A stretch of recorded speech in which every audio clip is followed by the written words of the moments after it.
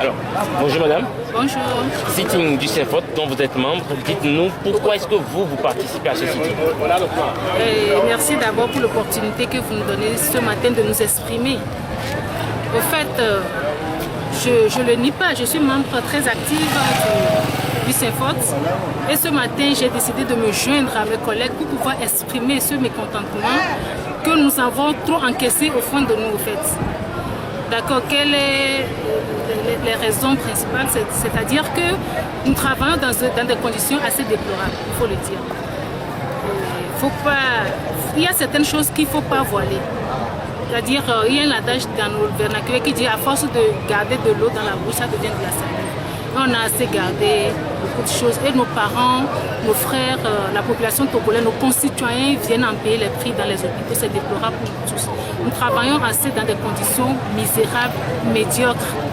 Je ne sais même pas quel mot utiliser pour décrire, je sais pas, pour décrire cet état des choses.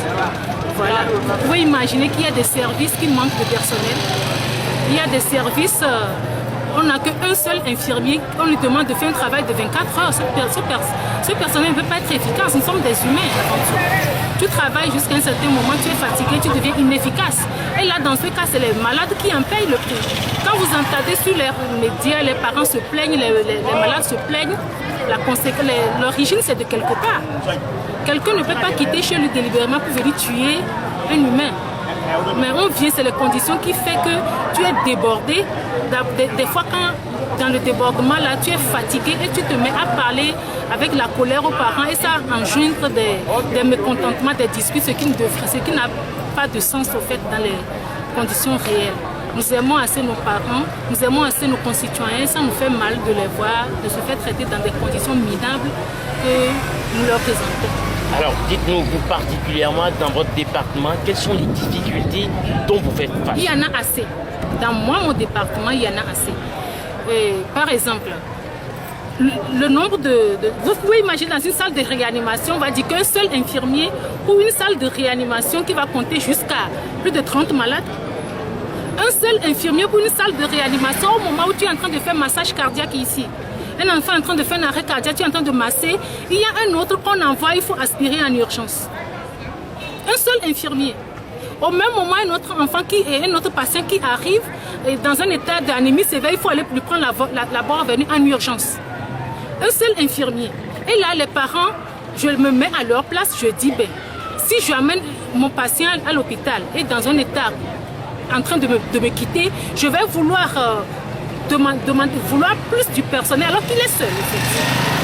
Ce que les patients ne comprennent surtout pas, c'est que nous sommes tous dans le CHU, mais ils ne savent pas qui fait ce travail.